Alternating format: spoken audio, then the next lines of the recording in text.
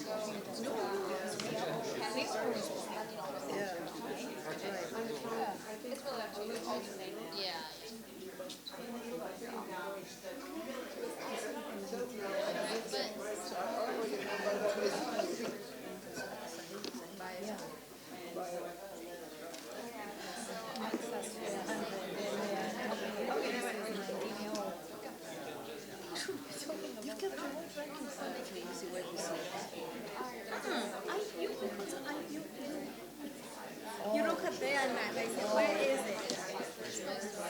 Yeah. You think so? No, you think so? Sorry.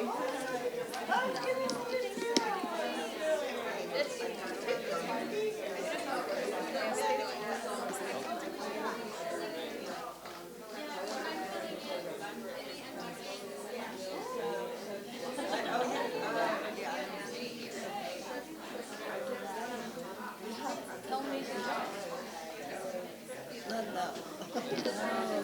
When we finish. I could use a job right now.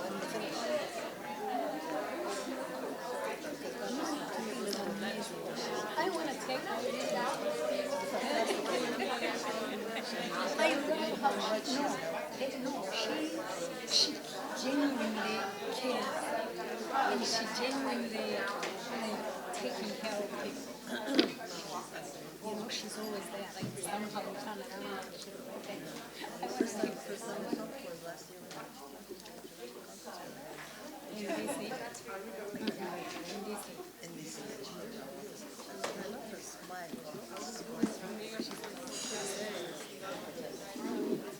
Yeah, I need someone like that. Murah. How are you? I'm doing fine. That's all I know.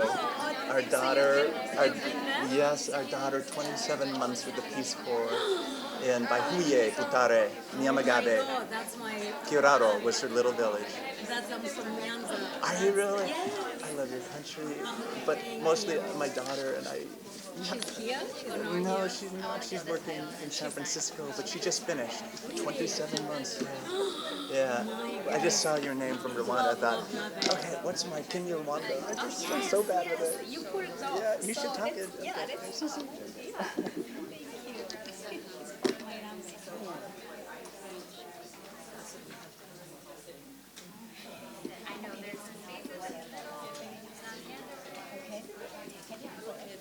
Like a news reporter. She looked important.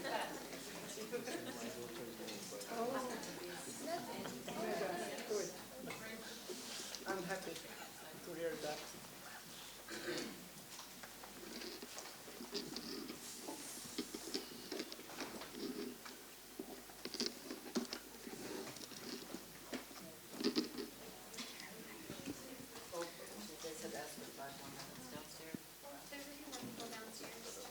Wonderful. So we'll wait a couple of minutes. They're still registering downstairs.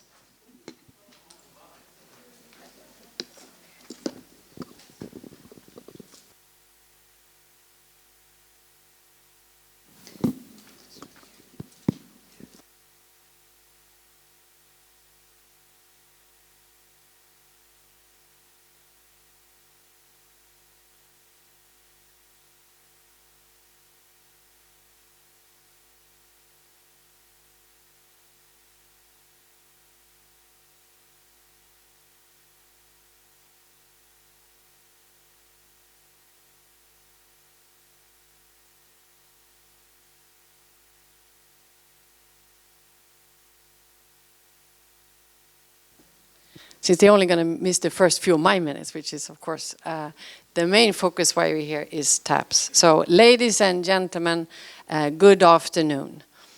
This panel is different.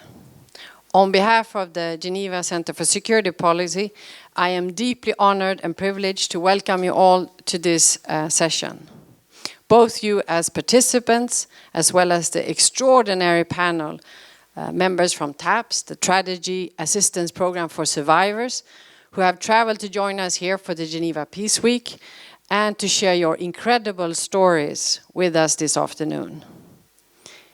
Indeed, the GCSP, here represented by our director, deputy director, we are immensely grateful to Bonnie Carroll, the legendary founder and president of TAPS, for having reached out to us to explore possible collaboration in support of your mission, your, I would say, absolutely unique mission.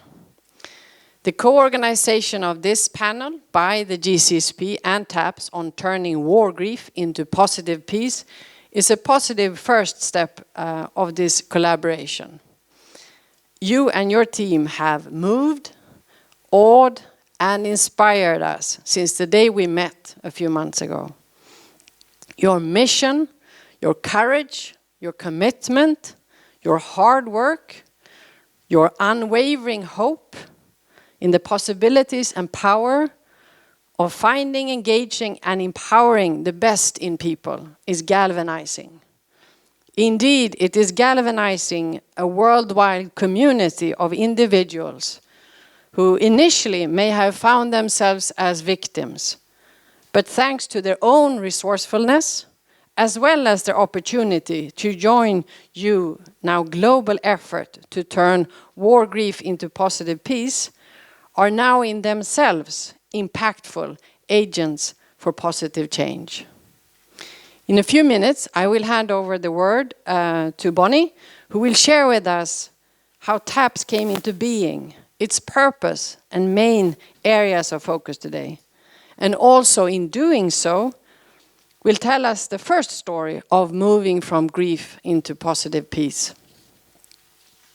However, before doing so, I would like to share a short text that I understand is how you and your wonderful team at TAPS put your work in a more of a philosophical framework from which all else depart. It does indeed put your whole mission in an even larger picture. So turning war grief into political peace, positive peace, and political positive development, I would assume.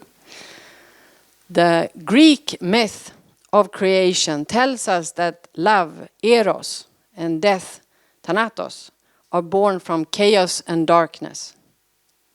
The balance of these forces, love and creation and death and destruction, are common themes throughout the world. They penetrate religion, philosophy, and science. It was Chinese cosmologist Zhou who used the concept of life and death to establish the yin-yang school of thought, which is present throughout early Chinese medicine, divination, and government. Much later, it would be Sigmund Freud who used eros and thanatos to explain the two forces of life, which drive human interaction and behavior. And it would be Freud's insistence that we all succumb to love and death, which would come to be a philosophical underpinning of the renowned Frankfurt School. It is indeed life and death, eros and thanatos, which not only explain the push and pull of human interaction and the universe. It is eros and thanatos which best explain grief. And you've also discovered that research has shown, although we don't need research to tell us, we only grieve because we love. Grief is a social, emotional experience. It is the price we pay for love and the cost of commitment. And it's perhaps the only thing which allows us to feel, and in some ways forces us to feel, the power of love and death simultaneously. As the powers of love and death are universal, so is the experience of grief. Though the way we mourn is culturally specific, anyone who has experienced love and lost can find commonality in grief. Indeed, even when there are no words, no rituals, no ceremonies, grief exists. Perhaps no one knows grief better than those living in war and conflict. Death and loss are inescapable repercussions of violence and war. Research and literature on how people recover from trauma and conflict has shown that people who are living in and have lived through conflict and war can teach us how to turn the devastations of war into the global peace that we are all seeking. For it is the bereaved, the widows, the orphans, the veterans, and the refugees who have witnessed the very best and the very worst of humanity and have been forced to rebuild not only their countries, but their very identities. While war is waged by nations, it is fought by individuals. It pulls apart families, and it takes place in communities. While the politics of war have convinced us that war is inherently political, the loss of war teaches us that war is in fact about people.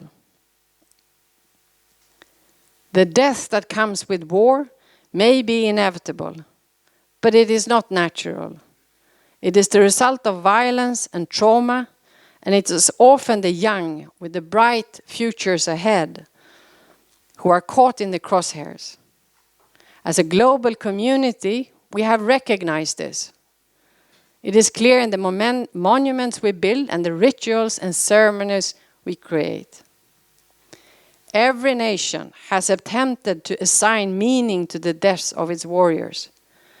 But what we have forgotten to do, what our monuments and our rituals and our ceremonies do not teach us, is how the grief of those left behind has the power to give meaning to the inevitable consequences of war.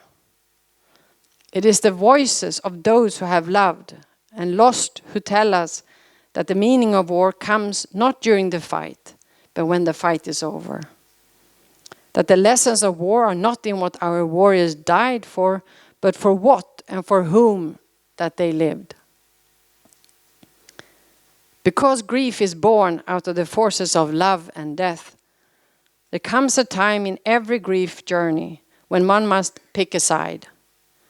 In our despair, we have to decide if we are going to choose anger, bitterness, hatred, and revenge, or forgiveness, joy, hope, and peace. You have to decide if you will choose more death and loss or more love and life. Today, in the midst of the ongoing trials and tribulations of our global community, this panel that you see before you seeks to remind you that the consequences of war are more than death. TAPS International stands united in hope with other organizations to promote peace through addressing psychosocial support of those suffering the aftermath of war. TAPS International stands ready to provide peer-based emotional support and foster communities of survivors to help heal the nation and growth with peace. Our panelists will share not only their journey of grief, but also the pivotal moments in their lives which led them to choose love and peace. These are the most positive, hopeful people you will meet. Yet they are the ones that have paid the price. These panelists live in the aftermath of war, grief, and have dedicated their lives to support peace and stability with love. And as I will hand over to the founder and president of TAPS, I want to say that by you sharing all this, your journey with us has enriched GCSP immensely already, even if we're just at the beginning of our journey together. So, ladies and gentlemen, please let me hand over to Bonnie Carroll, who is the founder and president of the Tragedy Assistance Program for Survivors. She is a former military officer and the surviving spouse of an army officer, and she is the recipient of the Presidential Medal of Freedom, the highest civilian award in the United States. Bonnie, the floor is yours.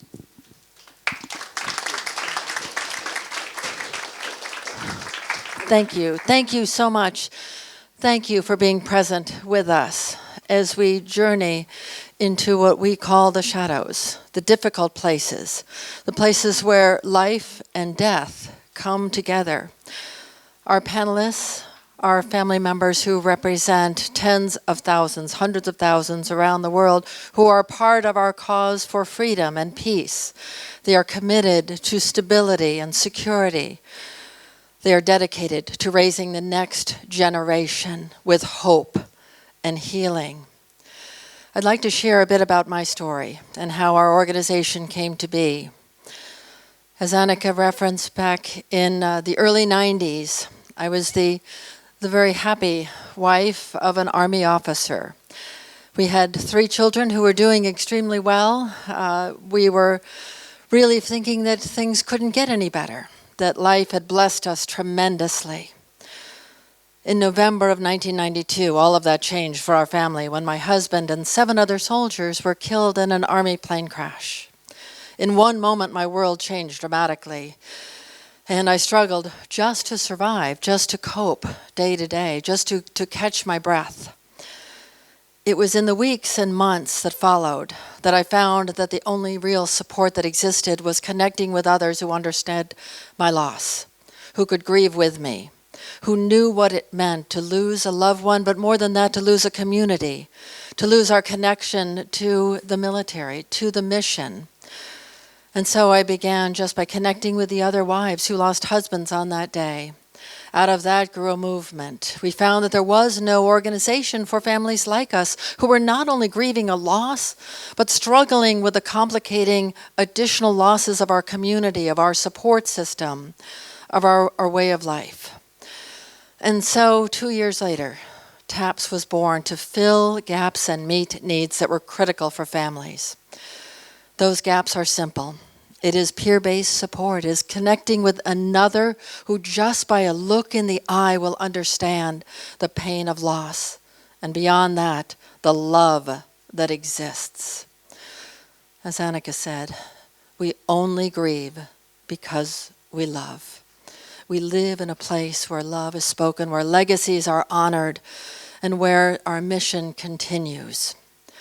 So, over the past 25 years now, TAPS has provided wonderful support services. We are now integrated fully into our military, and as of now 15 years ago, when I had the opportunity to serve in Baghdad, Iraq for a year on the reconstruction and connect with the widows and orphans of war in Iraq and learn that we grieve as a global community, TAPS has been present to offer understanding, to transcend religious barriers, to overcome language differences, to unite in one heart, a heart full of love and pride, and a heart dedicated to the mission of honoring our loved ones by ensuring that their deaths will have meaning and purpose, that their lives will be remembered, and that we will make a difference for the next generation and generations to come, that we will stand in defiance of violent extremism,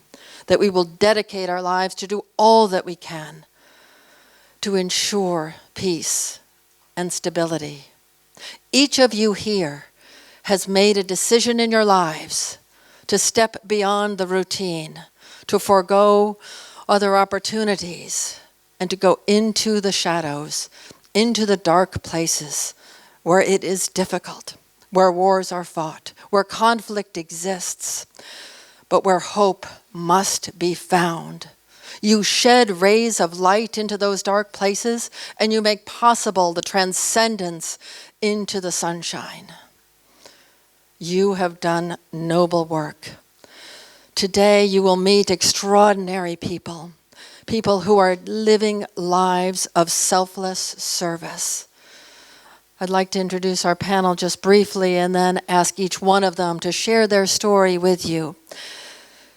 Many people come into a room where we gather, where our families come together and they think, oh, what tremendous pain and loss and suffering. But instead, what you will hear today is courage, hope, pride, and patriotism.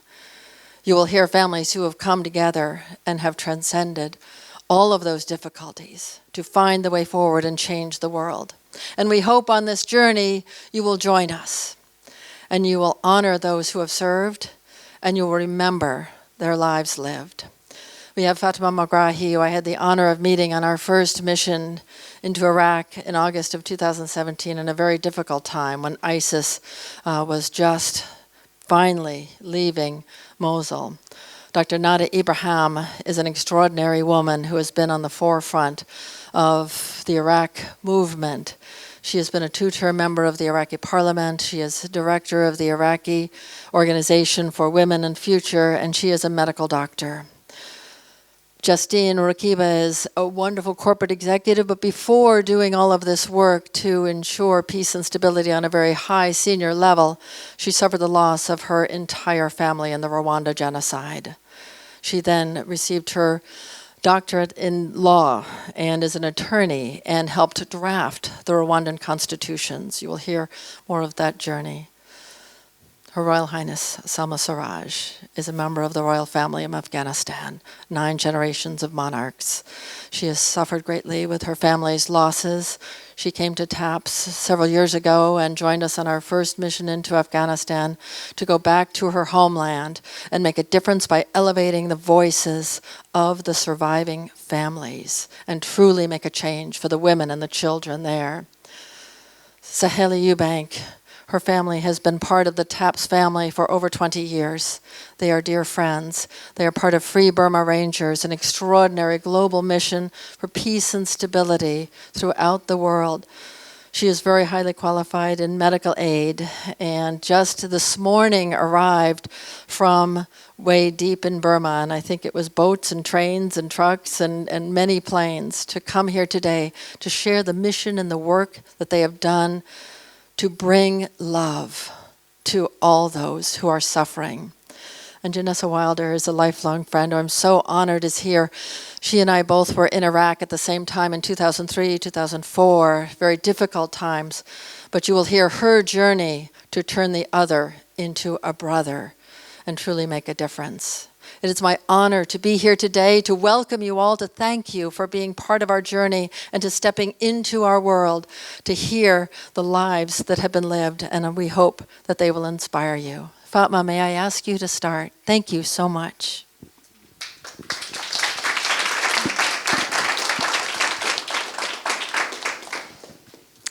I would like to thank you first all for being here today and listening to us. I started to get emotional already. I'm sorry. Well, I'm Fatma Megrahi. I'm half Turkish and half Libyan. My father is Libyan and my mom is Turkish. I was raised in Turkey and actually all around the world.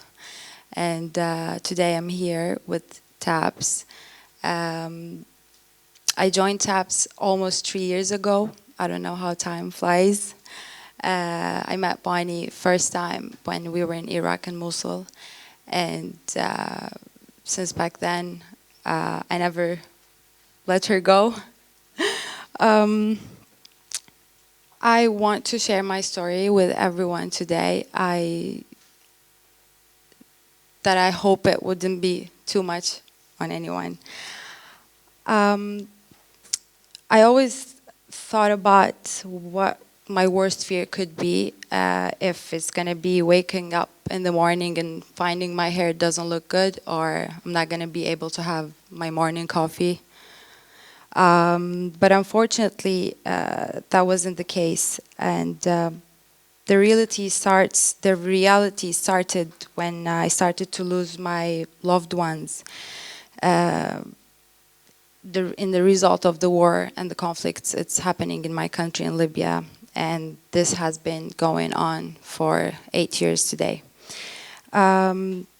Grief is a universal experience. No religion, no politics, nor different language can make you stop of what you're feeling.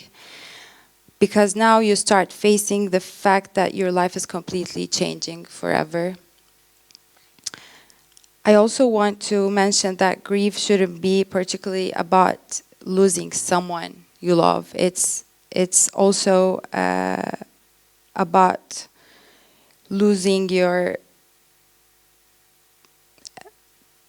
safety, your stability, losing your homeland, financial power, and memories, and many other things due to the wars happening in your country. I believe in one thing, that God puts you through hard times, but also gives you the power to go through it. My life has completely changed in 2011, where I was living and studying in New York due to my father's United Nations mission, and I had a super normal life. But then the war started in my country, in Libya, and with that, our first losses started to happen in my family. We moved back to Libya, and with my family, and to be supportive to our family members in Libya. Going back from a totally normal life to a war zone, to your homeland where nothing is the same as it was before. Going back to your grandmother's house and not finding your favorite cousins or your favorite family members. No one to welcome you like they used to do before. Not finding the stability, not finding the peace, not finding your favorite dishes or your favorite places doesn't look like it was before. That was not easy at all. This self is, that this is itself, it was a different kind of a loss for all of us. For the first few years of the new chapter of, to this new chapter in my life, I had struggled with myself in order to understand the losses I had for over of 50 people from my family members. I didn't realize if I was grieving or trying to digest the idea of losing many people and how can I get through it. And in Libya today, we are facing a problem, a lot of them, where it's not known if it's a war zone, if it's a civil war, if it's a conflict area. This brings with it the fact of not having the right tools to create this space where we can honor our beloved ones in a right way, or visit their where they're buried, or if we don't know most of them if they're still alive or not, or how they died, or and there were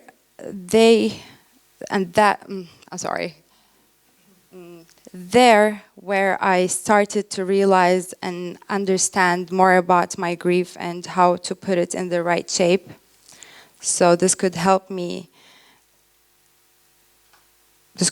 go through that. I first met many of people who I realized they understand what I'm going through, who they have been through the same journey like I did. And it was okay to grieve, to remember, and to acknowledge the loss by not isolating myself. Because with that feelings, while I got to change to be in peace by remembering and honoring my loved ones, no matter where I go, and even if I can't travel to my homeland, or if we still don't have the place to honor them,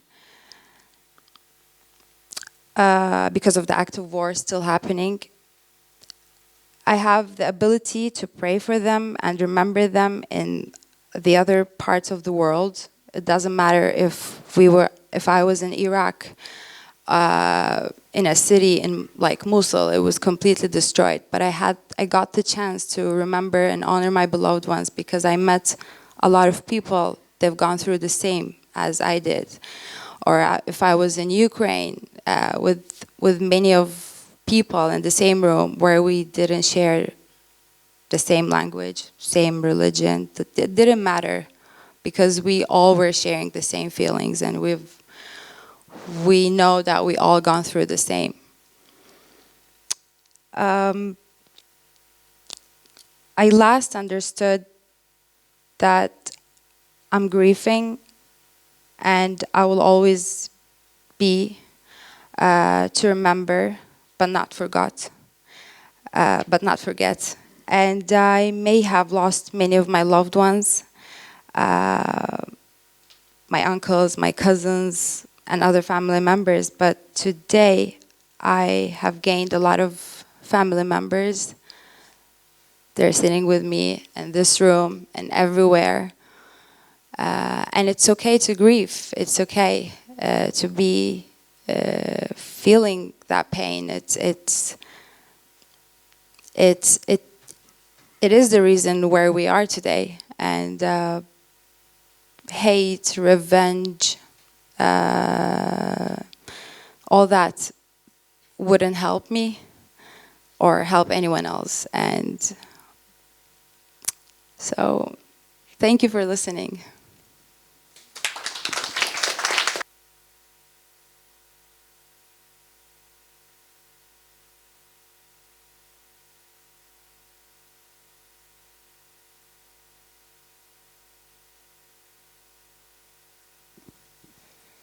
Well, I'm very happy to be here, and actually I write some paper, then I cannot read it in this issue.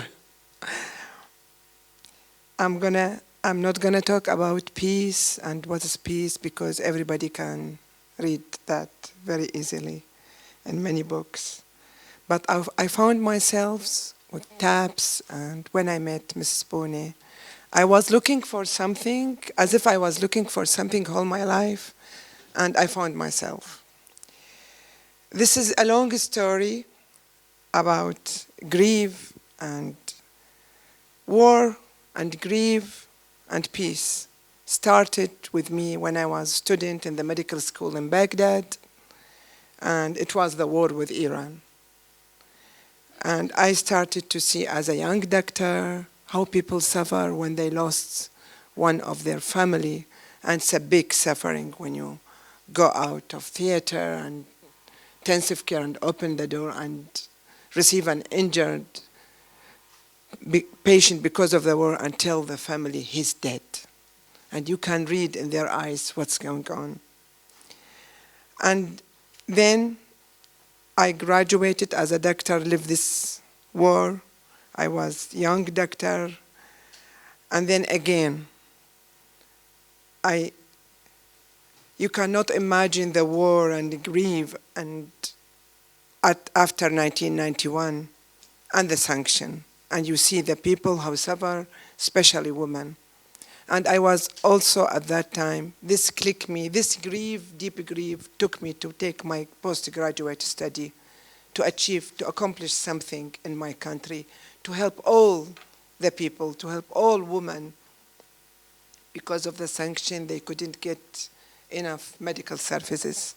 And then again, war, grief, again, after 2003. It was so big. I remember something, I want to share it with you. At a night, after 2003, and it was a big war in my country, and everything collapsed, no electricity, no food. We were displaced in many places. I went back to my bedroom and I slept one night, and then I said, with deep grief, this is my last night in this house because I have to escape from the country out of threatening my life and many, many women's life. And it was after kidnapping me at that time by a group of militia. So I have to leave to be displaced to Jordan. and started to lose my family. My father and many of my family's youngs have been killed and died in Baghdad I couldn't be able to reach them and to help them as the doctor. And I remember one of my close family member, when he died after they shoot him in the street, he said, where is Dr. Neda? I want Dr. Neda to help me, because I was with them all the time before 2003. Here, this deep grief, I remember my tears cannot stop for days, nights, days like this. And then suddenly started to have a job in Jordan. I was consultant doctor, and then I came to the job and everybody asked me, do you know how to put cannula in the hand? Do you know how to make that? I have to start from zero everything because nobody knows who I am. I have to go to buy a car with animals to the place where I work. I don't have car, I don't have house, I don't have enough clothes.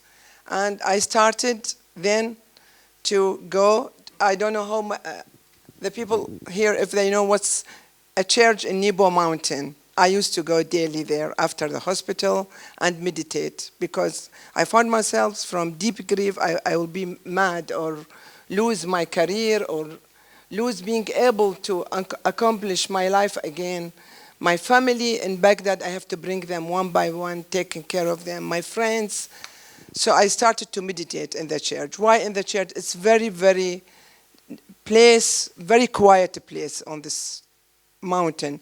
And I remember the police one day came to me and asked me, what you are doing? You are a Muslim because of my father's name, Muhammad, and what you are doing daily in the church? I said, no, I'm doing nothing. There is no quiet place in the hospital for me. And I have to find a room to sleep in the hospital, in the forensic medicine area where they put, the people who die, and my room was above this at the beginning. Then I started to work so hard to create the change from this grief to do what to do. I started to meet Iraqis who are displaced to Amman, to Syria, and help them. Simple help. The doctors find job for them. The paramedical find job through connection. Sit with them, talk with them, look. They lost other family member like me. And I started to move, and everybody know who I am. From zero, started to work and changing this deep grief to something active more. Started to think about when a dream come true, that can we build peace back home, go back home to our country and build peace and change our sadness and grief to something else. And I succeed, because I have been nominated as Christmas 2005 to share a group, a dialogue group, to be elected for Ambar for the first time and change from being a doctor to something else. Having big chamber, international chamber, to talk about my country, the suffering of those families, and the rights of the people, the rights of women, the rights of living normal life back home. And it was before that I found this organization, Iraqi Women and Future Organization, and we started to advocate for women on many levels. Al-Qaeda was in Iraq, killing many people and bombing everywhere in the country. I went to election at 10, and also I went on Baghdad also. We have our social women's center, and there is a lot of program in this center. I don't want to, because I like to answer more questions from your side, and our center is, we advocate for gender equality and justice, enhance, develop women capacities, stimulate women participation in all political, economical, social life, increase support for many groups. But after that, the big shock came when ISIS collapsed, when more half of Iraq. Here we start, it's different feelings. It's not only grief, it's something you cannot imagine what it is. Terrorism, how we eradicate terrorism from the country. And it was really difficult, believe me. And this is my picture. Then after eradication, and you see those women, this is an Ambar. We have base in Ambar also for the organization and the Women's Center.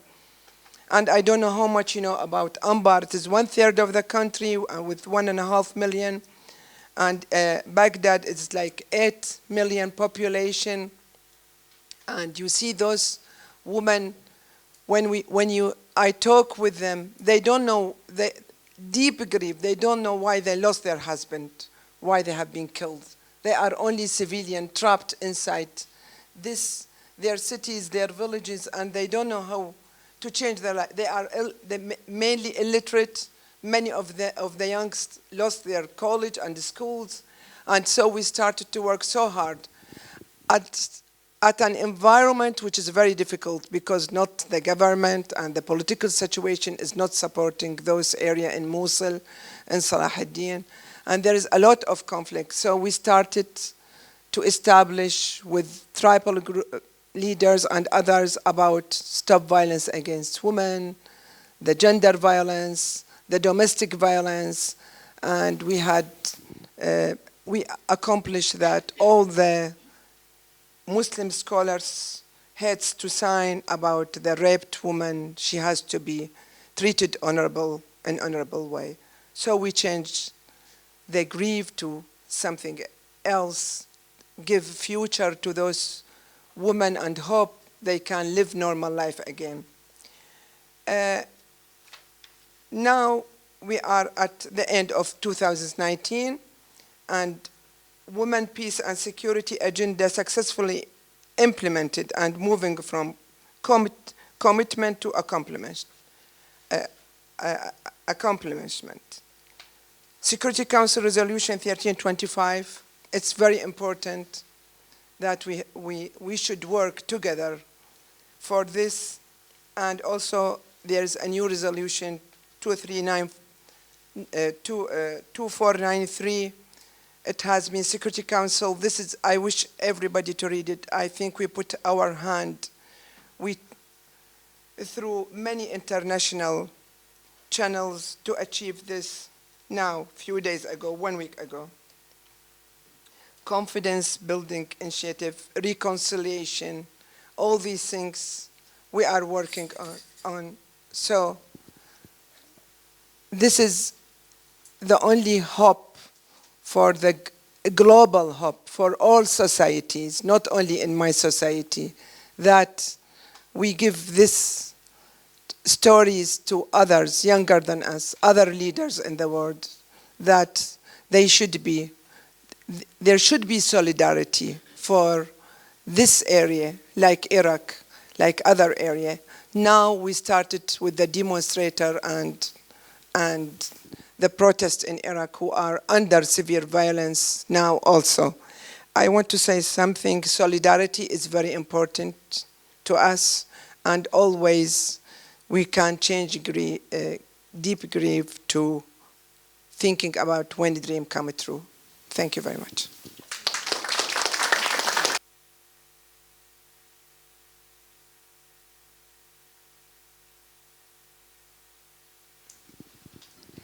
Hello. Thank you so much for being here. I am deeply honored to be in front of you. I have deep respect for my fellow panelists. I have deep respect for Bonnie Carroll to really engage in something meaningful. I'm from Rwanda. How many of you have been to Rwanda? Or some family members? Look at you. Great. I knew I would find some people who've been to Rwanda. We're talking about turning war grief into positive peace. What I'm here for is really to bring you good news from Rwanda. 25 years ago, 1994, the darkness fell on my country. Something that is really hard to even measure the grief. Who do you grieve for? How can you grieve for 1 million plus people? How can you grieve for more than 100 members of your immediate family dead? How do you grieve for 5 brothers and their wives and their children gone? Husband, mother, father, everybody that you loved. Very hard. But turning war grief into positive peace is the only thing that works. You get up, you do what you have to do, because putting survival before grief was not a choice in Rwanda. It was the only option. For some of you who've been to Rwanda, you've seen how positive change can really make things happen. It's not an exaggeration. I was very young, not very young, but young to deal with what I had to deal with. I was a young lawyer who really would have loved to, drive through the corporate ladder, start as a young lawyer, learn from your peers, enjoy the experience of knowledge. I love school. But immediately after genocide, I found myself writing a constitution because there were no lawyers left in the country. Some senior judges had already participated in genocide, killing people, or they had been killed. So what you are left is really to use what you have on the ground. But the turning point after genocide, some of you are too young to probably remember the genocide. Others remember vividly the images on the television. What really hurt the most was that the genocide, like same as Iraqi, same as Afghanistan, Libya, everything is happening on the television these days. It's no longer a history. It's in our eyes, it's on our screen, it's everywhere you go. So I have this mantra in me because of the bad experience I went through. It's like if the conflict and hardships had to come, why can't they wait for Fatima to be old enough to deal with it? Why does she have to deal with it when she's young, Tragedy is really hard for young people. And when you're left behind, you are obliged to grow 3 times older for you to deal with it. Because that's how I felt. I used to go to the conferences and I was probably leading delegation because I had the opportunity to have traveled the world. And then when my people ask me, how old are you? And I'm like, I'm gonna multiply by 3 so that they can take me seriously. Because you feel that, why am I dealing with this when I'm young? Why am I dealing with this when I'm young? But it's the time that you have to deal with the issues that really count. So 1994, Rwanda lost 1.5 million people in 100 days. Just 100 days. You do the math.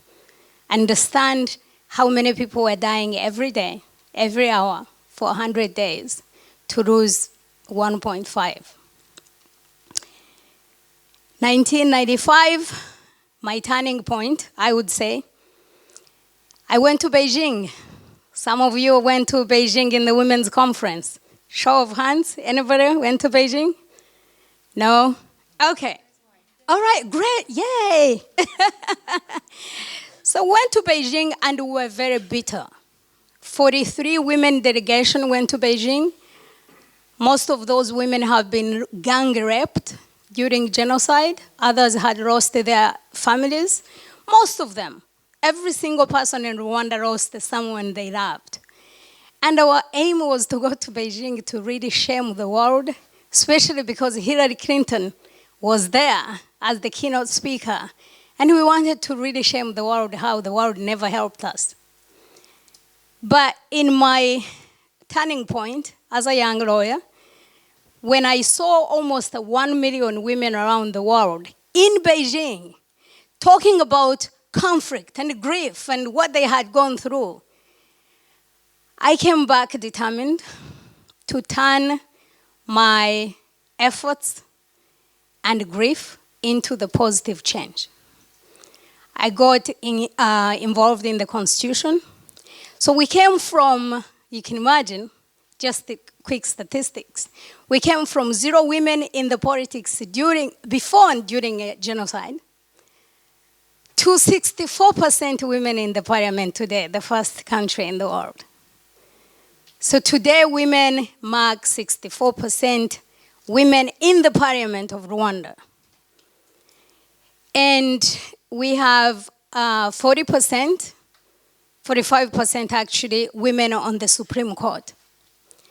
What does that mean? It means that justice is possible. Because women see justice in the eyes of their children. They see justice in the eyes of their community. They see justice in the eyes of education. Everything has to be through the eyes of the way we see things. Grieving is a very interesting phenomenon. I was in Canada probably 9 months after genocide. Then one day I rocked myself, I said, Justine, this cannot be true. You haven't even cried. What's going on in your head? So I was really planning to lock myself in the house and cry. But then I figured, what am I going to cry for? For who? About who? Because it was the entire country. And so when I'm really preparing that moment, alone moment, which is also a little bit crazy because you're talking to yourself and you're talking about grief, and maybe that's the best way to grieve. And then a phone call came in, and they told me that they had found 2 kids in the orphanage, and those kids look like my family. So instead of crying, I got on the plane again. I went back to Rwanda, went back to the orphanage. I had never seen those kids before because they were born when I was not there. And they were the only kids with obviously mixed blood, and they had different hair than mine because my brother had married to a Dutch woman who was also killed along with my brother in the genocide. So I picked the kids, took them home, gave them a shower, found a school. That was my way of grieving. So my deal of grieving alone in the bedroom didn't work because I did not have time to grieve. The words of wisdom I've found through this journey is that you have to put survival before grief because there is so much at stake. When you lose one person, you have 5 other people to sit with and talk about the memories of this particular person. But when you lose the entire community, when you lose the entire family, you don't even have anybody to talk about these issues. Rwanda was, brought to ashes. Most of the families, including mine, did not even have a chance to retrieve pictures. So I have a grandson who is 8, and he asked me one time, did you ever in life had a mother? Ever? And then I say, okay, he's 5. I'm not going to tell him this story. But then I told him that once upon a time I was 5, his age, and I had a mother who loved me so much. And these are the things that really hurt the most. But what you can do is to include all the family members, the people you work with, to understand that the world is one. We are one people. We have the same feelings. We grieve the same way. We are always looking in the ways to make our world a better place. So grieving in Rwanda also came around with another aspect that most countries go through, but in Rwanda it was a little different. Reconciliation and forgiveness. How do you forgive people who killed your family? As a young lawyer, I found myself sitting on the panel, not the panel, but a working group.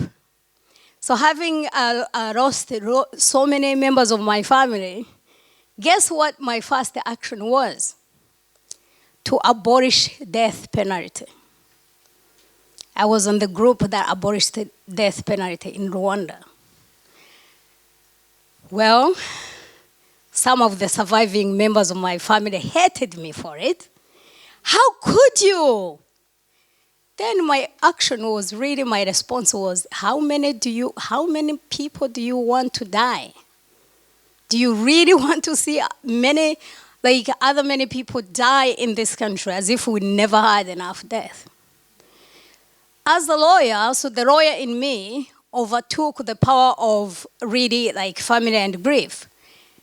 I have always hated death penalty because how do you actually serve justice in the name, serve injustice in the name of justice?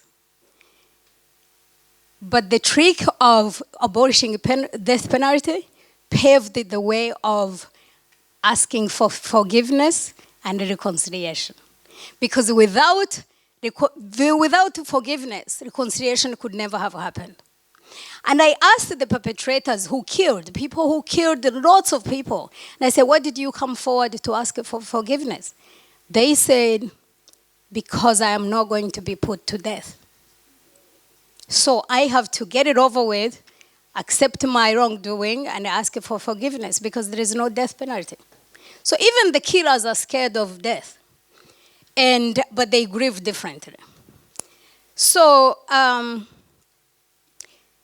the issue of forgiveness as we make peace around the world is that the pain of grief weighs more than peace. So you feel too much weight if you cannot forgive and let go. But you have to get involved in something that is so bigger than yourself to be able to do what is right. As I conclude, I work for a corporate private company. And pretty much what I do is I use their profit to do good. That's what I do. And my positive message, and seeing the positive things that happened in Rwanda really, took my journey to Afghanistan. I've been working with the Afghanistan government and communities over 10 years, to South Sudan, just because I believe, and I strongly believe, that change is possible. And I think with young people, change is even more possible because they are here and they can share their wisdom. Thank you very much.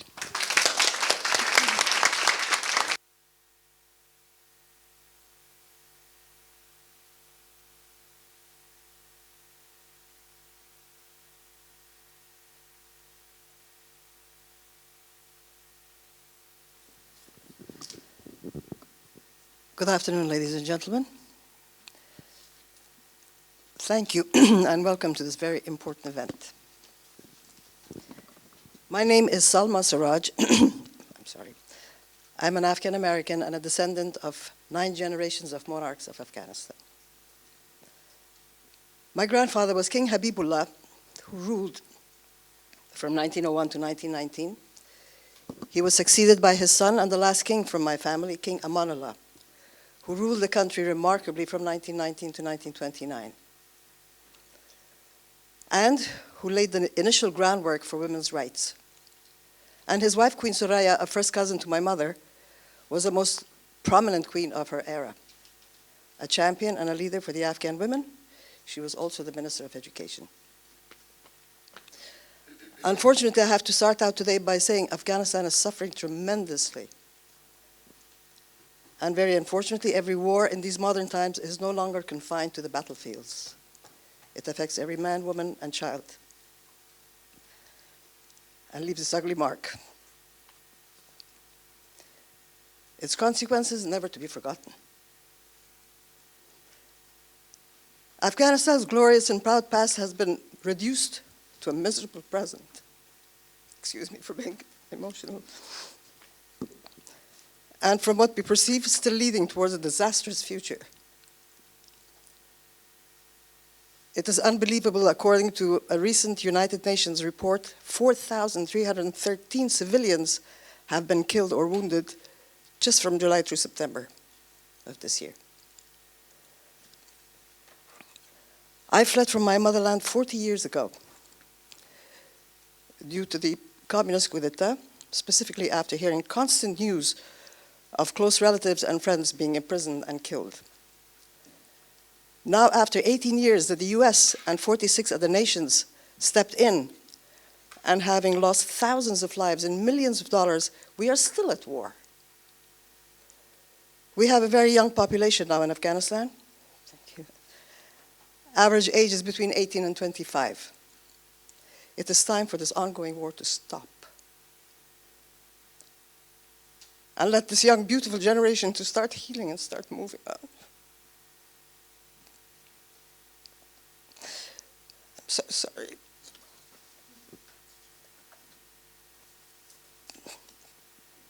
To start moving on with their lives like their peers in other countries around the world. The process of recovery from trauma and grief and the damage and stress it causes is a very challenging and lengthy process. It cannot happen quickly, but it is time to be able to start to bring peace, real peace, so that Afghanistan starts to heal and its young people to move on and start living their lives once again in a safe and stable country, free of violence and carnage. A beautiful, peaceful country I had lived in decades ago. Now, with the men mostly killed, it'll be the women who will heal their families and restore the social structure of their broken communities. They will be the breadwinners of their families, and sustainable democracy, economic, social, and political developments will depend on their participation. Women are the backbone of every home. The stronger the women, the stronger the nation. It's been over 3 years now that I have been working with TAPS, and with the help of our most remarkable leader, Bonnie Carroll, I have been given this great opportunity that my heart has always been in, to bring together and assist and help the widows and orphan children of my country, and specifically families of the Afghanistan National Defense and Security Forces who have died in the fight for freedom. We started a very rewarding mission to help these war widows who unfortunately receive no assistance and have no one to turn to. With them, we started the lapis jewelry program, wherein we purchased the lapis rocks from the mines in Badakhshan, a northern province in Afghanistan.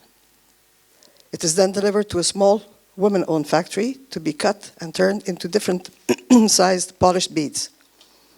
We then provide the widows with all the material to work on the jewelry, and finally ship the finished product back to us at TAPS. We do the marketing in the US and pay them for the work they do. We are hoping that the future of peace will give us the opportunity to expand our program further and also to other provinces of Afghanistan, and to assist most of them to go to school to become literate, which will obviously prepare them for a better and brighter future. And in addition, start a project for their children. As we know, in every country, and specifically in Afghanistan, severe lack of adequate education is another extremely important factor. Our partner organization, the Aid Afghanistan to Education, which is the AAE, has exceptional programs. Their programs specifically target marginalized groups of Afghans who otherwise would not have access to education. The Afghan Ministry of Education Code prohibits children older than 10 years of age to begin school, and does not allow married girls or women to re-enter the public education system. AAE provides these students with the opportunity to begin or continue their education in an accelerated program. Because their classes continue year-round and observe a longer school day, students can condense 12 years of education into 8 years. There have been many graduates since 2007 when AAE obtained government permission to issue high school diplomas. Of course, there's a lot more needed to be done to expand across the education, access to education beyond the big cities and into remote villages of Afghanistan, specifically for the deprived women.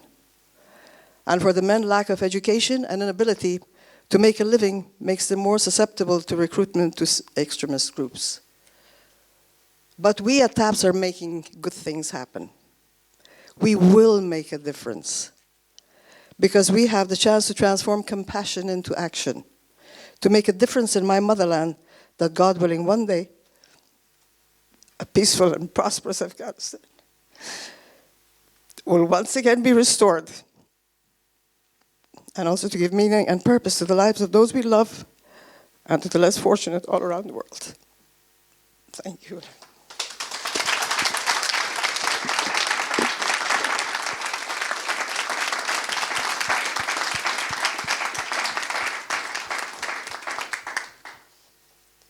Hello, everyone. I wanted first to say thank you. I feel extremely honored and blessed to be a part of this community, and I've really learned the meaning and value of community in these past few days.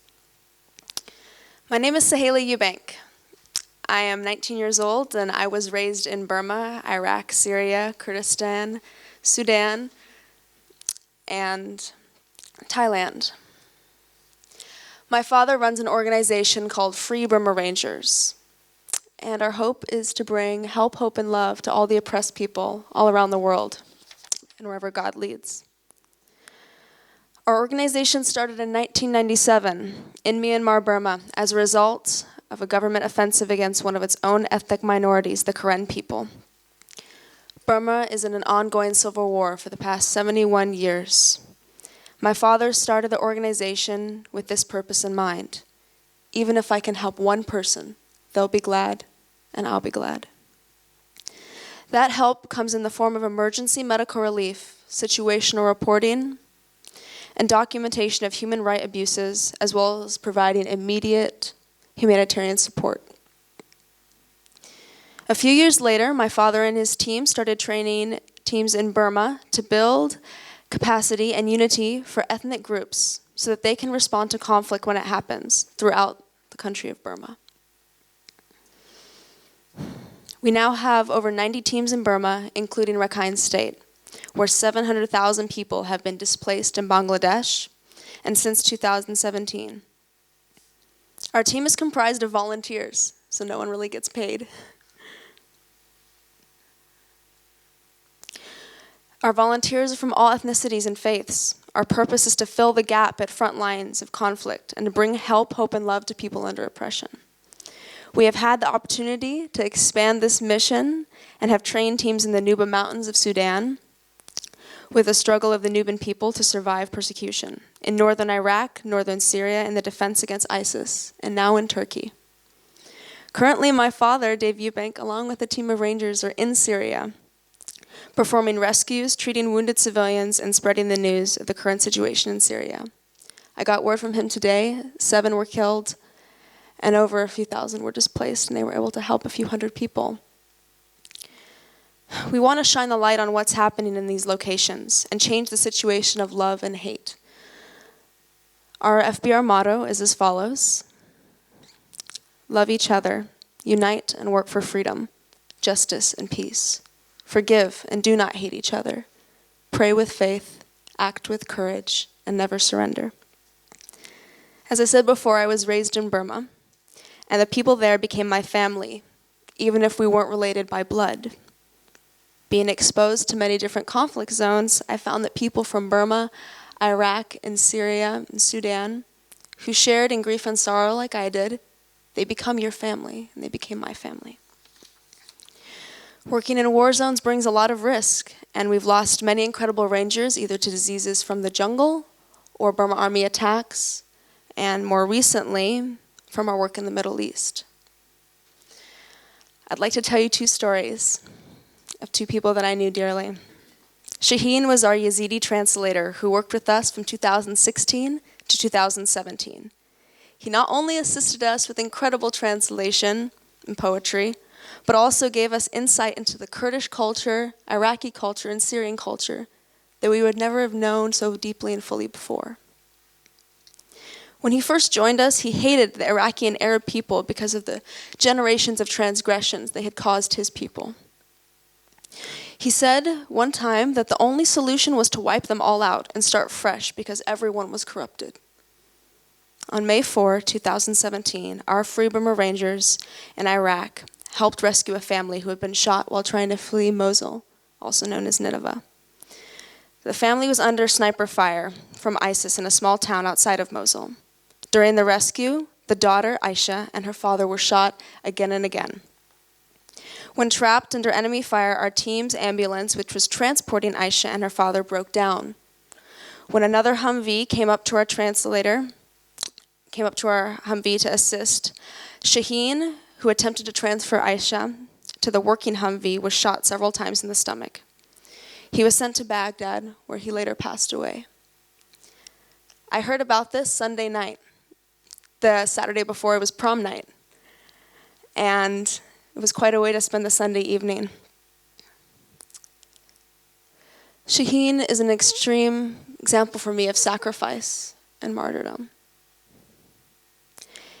He will forever be an example of true sacrifice to me, because he gave his life for people who were once his enemies. He turned his hate, and he gave love to people who he once thought he'd never die for. He gave his life so that they could live and enjoy a better life. We later met Aisha and her father, and they praised and thanked him for his sacrifice. They wouldn't be alive today without him.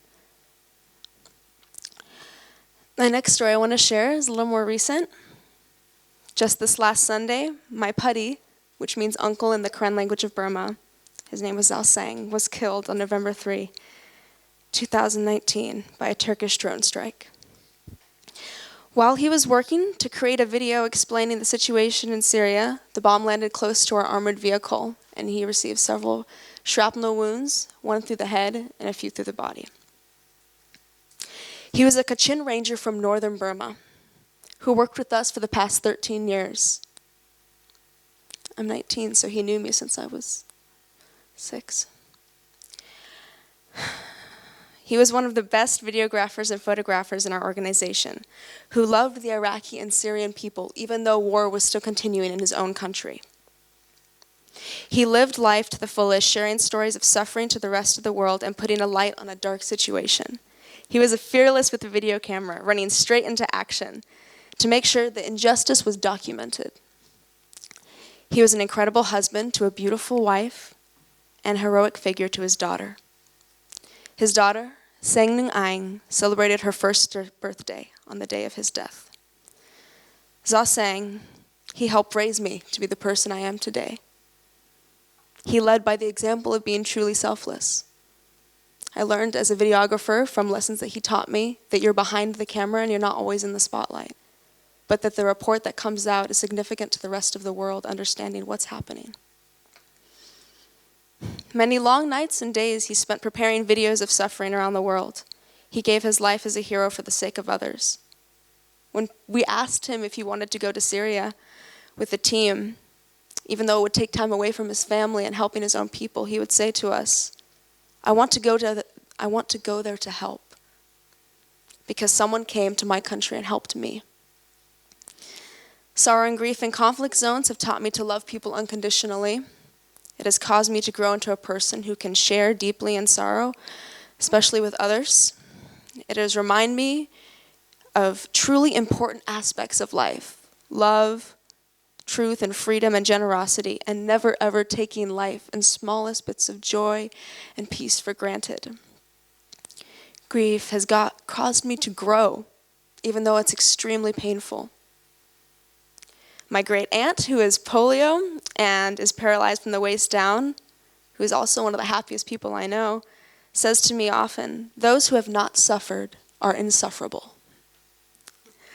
I take hope in the following words, John 13:33 from the Bible. I have told you these things so that you can have peace in your hearts because of me. While you are in the world, you will have trouble, but take heart, because I have overcome the world. The example of those who have given their lives for others reinforces Jesus' words. There is no greater love than to lay down one's life for one's friends. This message inspires me to live the same way, especially when their life was laid down for those who maybe weren't their friends and didn't even know their names. The biggest insight I've gained to transform war into positive peace is to never surrender to the evils of this world.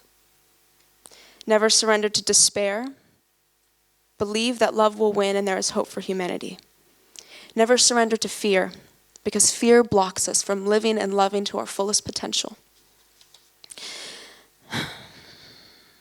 Never surrender to life, because we are put on this earth for a purpose, even if we don't know it yet. Never surrender to hate.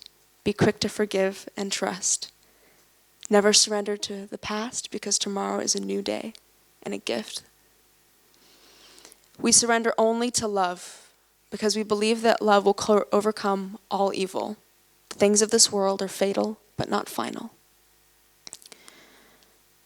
The pivotal point for me, mostly when I heard the word about Zhou Sang, my father called me that night. I was packing because in a few days from now, I will fly to Erbil, Iraq, and join him in his group. I was packing clothes for him, and he called me and told me that Zhou had been hit, and to get the word out as quickly as possible. I prayed as much as I could and really hoped God wouldn't take him. And then he called me later that night, and when he said, "Honey, Zhou is dead. I'm sorry we couldn't save him." It was really hard to get over that one. Really hard, and you can't ever get over grief like that. And in these two decisions that I could make between Shaheen and Zhou, in what I did with my grief and how I acted towards it. With Shaheen, I had only known him for 2 years, but I still loved him very deeply. But his work was inspiring to me, and his sacrifice drove me to really pursue freedom and love for others that I hadn't loved before. But with Zhou, who was an uncle to me, who shared in jokes and life and all hard things and was a shining light in my life, this was harder to overcome. The more personal, the more deep, the more difficult it is. But I found that the answer came to me very quickly and very bluntly. If I never am able to see Zhou again, if there is no chance of a future, of a better life, my life is meaningless and living is pointless. So I have to believe there's something better. I have to believe that God has a plan, and I have to believe that love will win. Otherwise, why am I here?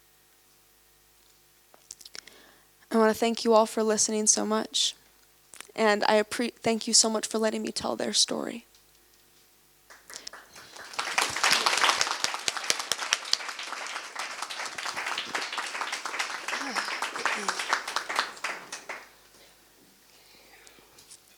Hello, good afternoon, and I'm awed and overwhelmed and humbled to be on this panel. I do not share a similar story. I've lost no loved ones. I didn't lose my country. It's just really humbling to be here. Maybe I'm actually proof that just a glimpse of war grief, a glimpse of that kind of experience can have a transformative effect, and that's the impact it had on my life, enough to turn me from a CIA counterinsurgency officer to a peace builder. That was quite a radical change, and that was because of just a little bit that I witnessed in Iraq during our time there. Basically, as a counterinsurgency officer, I was stationed with Marines, first 82nd Airborne and then Marines, and so a lot of that time I spent in Al-Anbar. and culminating for me in the first major battle of Fallujah, where I was the only civilian woman on the base just outside the battle going on there. And it was my first experience kind of being near the front lines and to see our Marines coming back wounded from the field and the days we spent negotiating beforehand with our Iraqi interlocutors and the leaders of Fallujah. It was just, for me, it was the closest to deep loss and grief and darkness that I've ever experienced. I mean, it was, yes, we were tired, we were constantly being mortared and rocketed, and I was going out to the sandbags for protection, and I was sleeping in a tent with 6 guys. I was really glad I was raised with 2 brothers, because that was quite an experience. But it was just the relentless, I don't even know how to say it other than darkness. It was just relentless, the pointlessness of human loss and of life and this suffering, and I just couldn't see to what end. What was the point of all this death and destruction and bombing and darkness? It just seemed like, even for, as a counterinsurgency and counterterrorism person, even for the folks that we were getting off of our high-value target list, it was like catching drops of water from a leaky faucet. Just because you get that drop, it doesn't mean it's actually going to have an impact or any lasting effect. So I just felt the weight of that, just the sense of collective loss on both sides. And I really, I remember calling home, saying, it just feels dark and heavy and this intense sense of loss. So about a month later, I was staying on another military base, and I'd gone for a run, and I went up on the roof of the base there, and I looked out at the Euphrates River.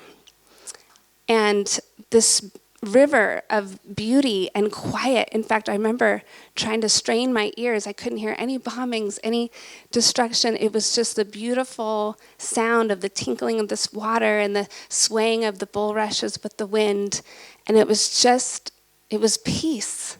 It was life flowing in front of me. It was beauty.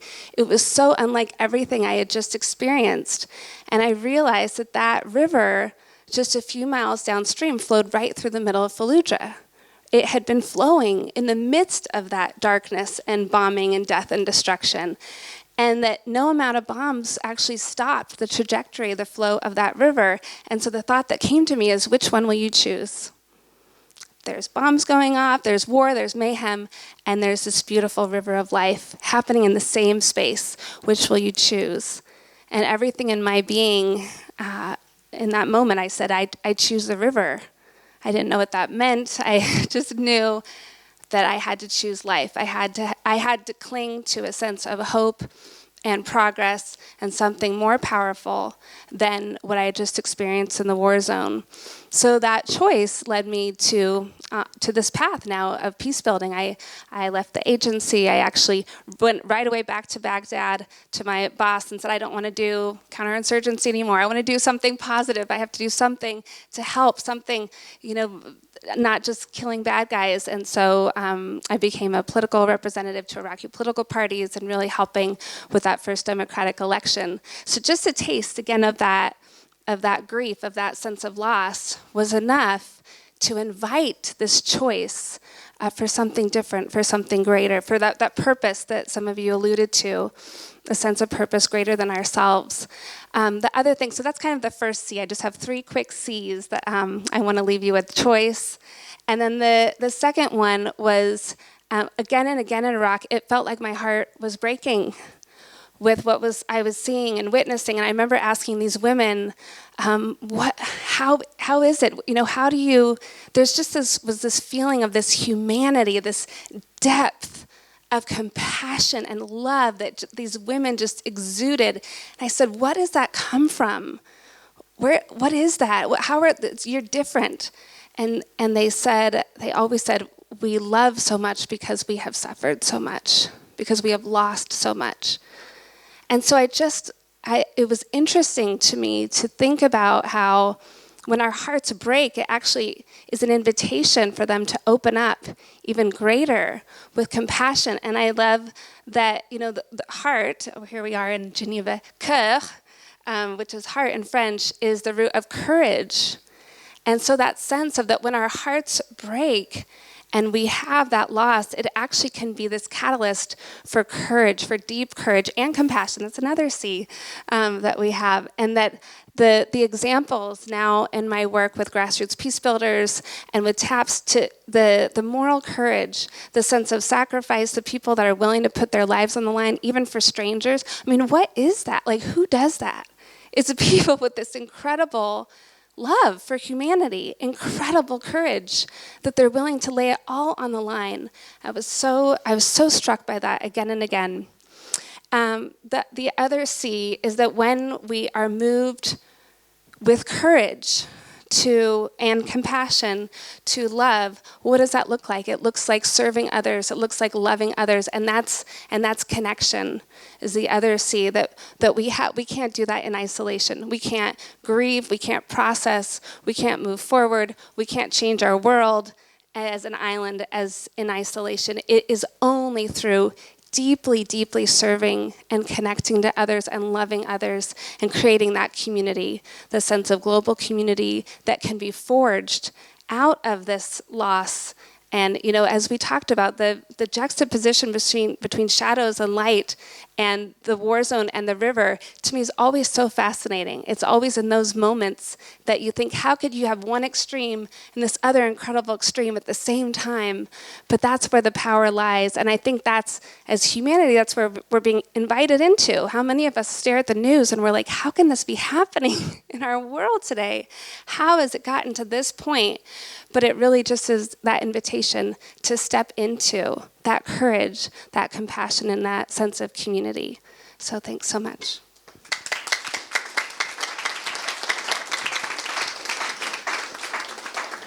Thank you all. Thank you. Thank you to each of you who have stepped into the space, who have walked this journey with each of our extraordinary panelists, who have listened to how they have turned compassion into action, how they have struggled to find their voice and then have changed the lives of others so selflessly and so mightily.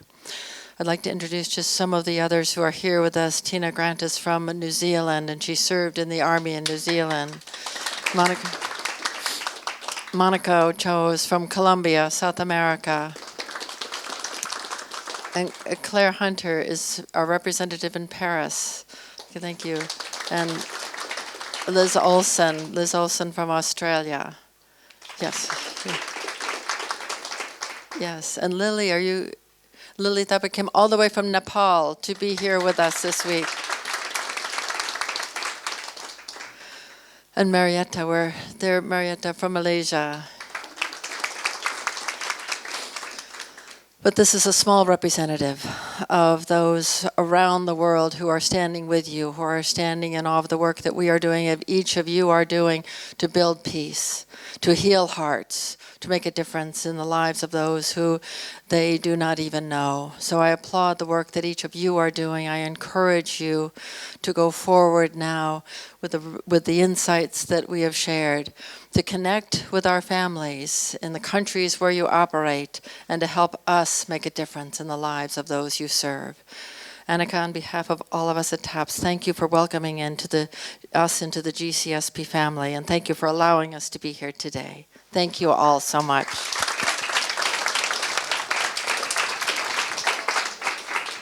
Thank you, Bonnie, and thank you, wonderful, wonderful ladies. Ladies and gentlemen, this is the very best of humanity that we have heard this afternoon. And I would like to thank you very much for your courage, for your strength, for your honesty, for your sharing of very insightful and thoughtful reflections on very, very difficult experiences. This is obviously leadership. This is true leadership. And thank you very much for generously sharing that with us. And also thank you for, as was said several times this afternoon, the transforming grief through compassion into action and growth towards a more peaceful and positive future. And thank you, I think, on behalf of all of us for this, and thank you for the opportunity. Now, of course, it's up to each and every one of us who have been listening, who have been hearing your difficult but truly inspiring stories, for us to digest and contribute and think, how can we support this type of mission in the future? So Bonnie and all of your wonderful colleagues, thank you so much, and thank for the participants for coming to share this moment with us. Thank you.